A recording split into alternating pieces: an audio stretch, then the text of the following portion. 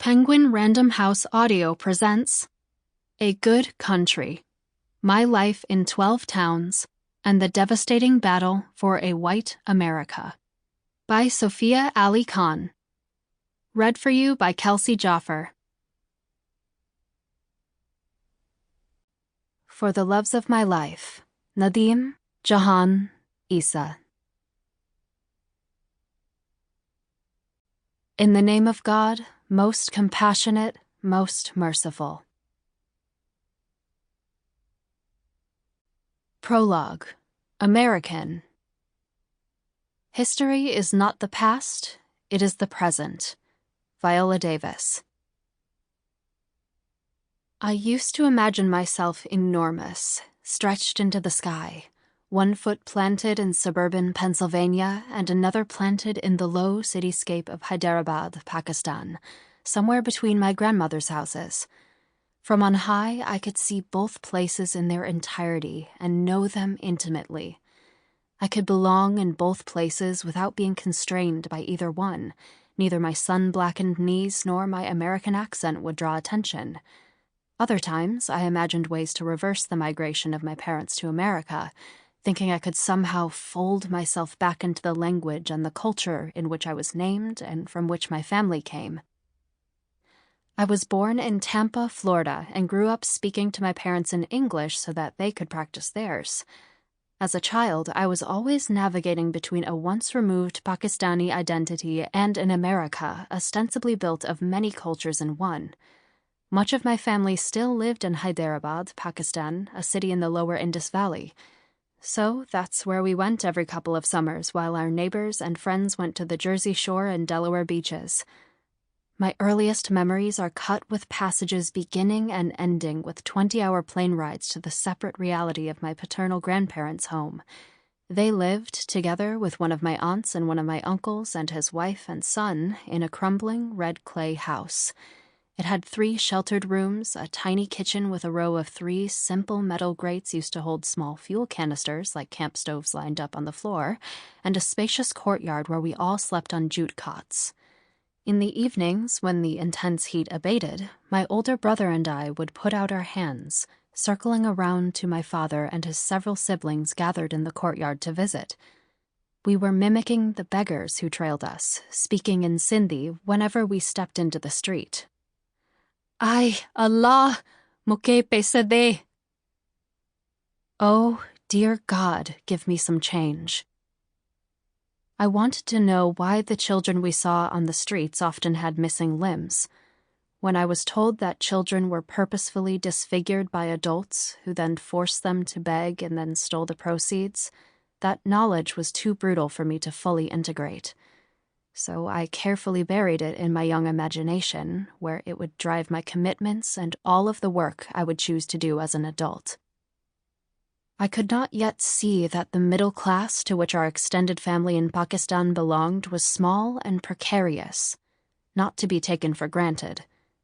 And the beggars, for their part, saw only that we were something other than themselves, people who ate regularly and wore clean clothes.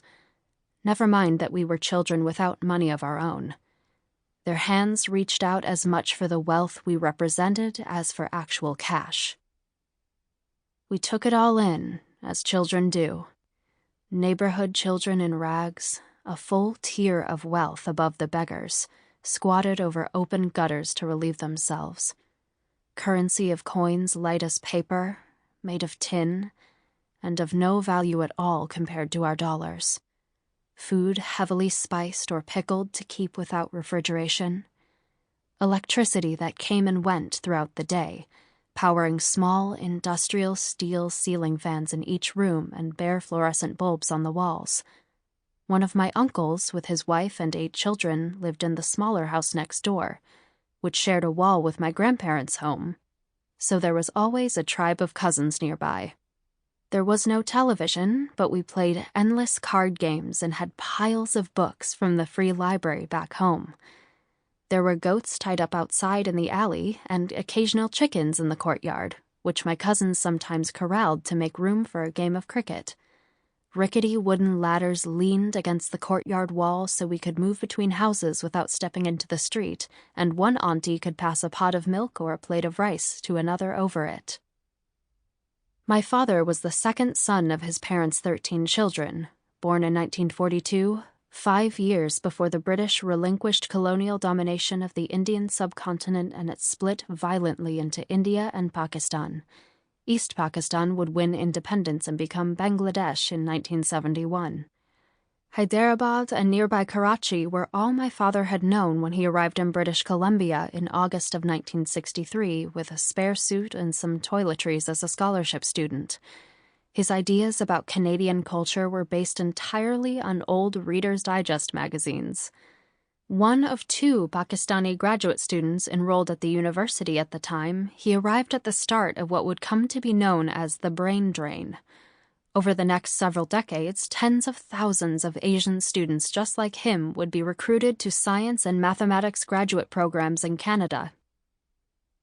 Later, after he became a doctoral student at the University of Toronto, my father sent a pale blue aerogram home, asking that his parents arrange and plan his wedding to a woman of their choosing. He had bucked tradition in leaving home for school, but he intended to marry as his family had always done. Besides, he would likely know or know of whomever they chose. My family has inhabited Hyderabad for as long as anyone remembers, and the web of extended family and friends stretches far. It would take at least a month for his message to arrive. He planned to travel home for 2 weeks at Christmas for the first time in 5 years in order to marry his bride and take her back with him to Toronto.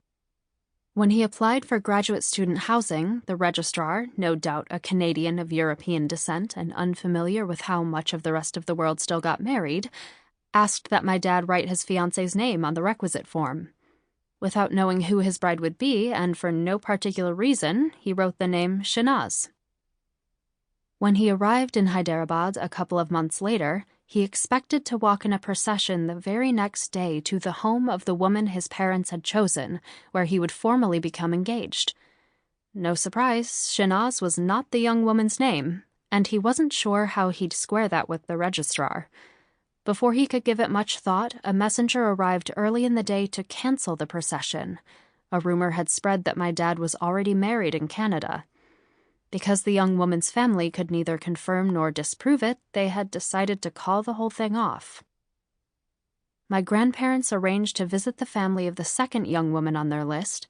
She had a sister who was the wife of my uncle's classmate. She was 19 and, having completed 12th grade, had years more education than many in her generation. The second young woman's family had more reason to trust in my father, as her sister's husband could vouch for his situation in Canada. The next day, my father would visit his brother's classmate, and he would be able to see the potential bride, who would be asked to help her sister serve the midday meal. When she entered the room, she would not have met the men's gazes. Instead, looking down, she noticed my father's unfashionably wide pant legs, ascribing a comforting humility to this man from overseas. Later the same day, a cousin was dispatched to find her, calling her by an honorific meaning, elder sister. "Baji, you're going to be married." By some miracle, the second young woman's name is Shanaz, and she would be my mother. Within 2 weeks, she would travel to Toronto with my father, the first unrelated man with whom she had ever spent time alone. When they landed, my mother had 2 suitcases full of items that were fitting for a bride in southern Pakistan but fairly useless in the snow and ice of a Toronto winter. She had left behind so many of the things that made up her life to that point. Her 7 sisters and brothers, her father, a Sufi and dairy farmer, and her mother, who read the news in 3 languages each day but had little formal education. The suitcases held no novels written in Urdu, no strong black tea brewed with fresh buffalo milk, no kites for battles in the winter sky, no monsoon rains that steam off the pavement and rooftops. Both of my parents described those early years as a kind of bittersweet cloister. My mom especially describes the loneliness of being apart from her 7 siblings and of realizing finally that no one would write back to her after she had sent swarms of aerograms. Their reticence was not for lack of love. None of them had experienced life outside of a settled, extended family and community rich with connection. Sample complete. Ready to continue?